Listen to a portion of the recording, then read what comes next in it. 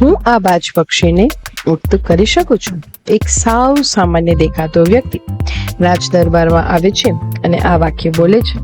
બધા લોકો આ વ્યક્તિની સામે જોઈને હસવા લાગ્યા. હવે આ વ્યક્તિ આવું કેમ બોલ્યો તે હું તમને શરૂઆતથી કહું તો એક રાજાને વિવિધ પ્રકારના પક્ષીઓ પાળવાનો શોખ હતો. એક વખત રાજા કોઈ બીજા રાજ્યની મુલાકાતે ગયા અને ત્યાંથી બે સરસ મજાના બાજ પક્ષી એમની સાથે લાવ્યા. બંને પક્ષી દેખાવમાં ખૂબ જ સુંદર હતા. રાજાએ બંનેને તાલીમ અપાવી અને બીજા બાજ પક્ષી કરતા જુદા પાડવાનું નક્કી કર્યું. પક્ષીઓને તાલીમ આપવા માટે રાજાએ એક ખાસ નિષ્ણાંત માણસની નિમણૂક કરી. બંને બાજ પક્ષીઓને તાલીમ આપવાની એ નિષ્ણાંતે શરૂઆત કરી.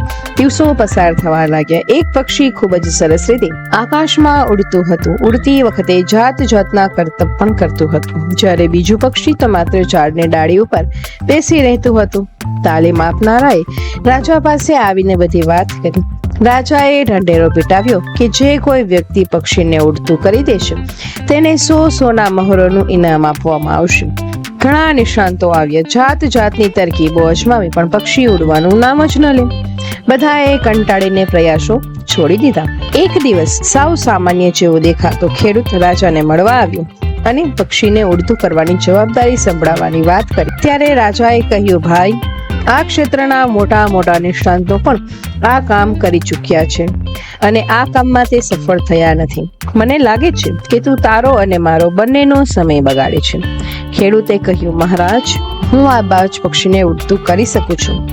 મને એક તક આપો. રાજાએ ખેડૂતની વાત માન્ય રાખ્યું અને થોડા જ દિવસમાં પેલું પક્ષી ખૂબ જ સારી રીતે ઉડવા લાગ્યું. રાજા સહિત બધાને આશ્ચર્ય થયું કે પહેલા ખેડૂતે એવું તે શું કર્યું કે માત્ર થોડા જ દિવસમાં પક્ષીએ ઉડવાની શરૂઆત કરી દીધી. કારણ જાણવા માટે રાજાએ ખેડૂતને દરબારમાં બોલાવ્યો. તમામ દરબારીઓ પણ પક્ષીના ઉડવાનું રહસ્ય જાણવા માટે આતુર હતા. ખેડૂતે સ્પષ્ટતા કરતા જણાવ્યું કે મહારાજ, પક્ષીને ઉડતું કરવામાં મેં કોઈ વિશેષ પ્રયત્ન નથી કર્યો. પક્ષી સતત એક જ ડાળ પર બેસી રહેતું, આથી એ ડાળ સાથે એને વળગણ થઈ ગયું હતું.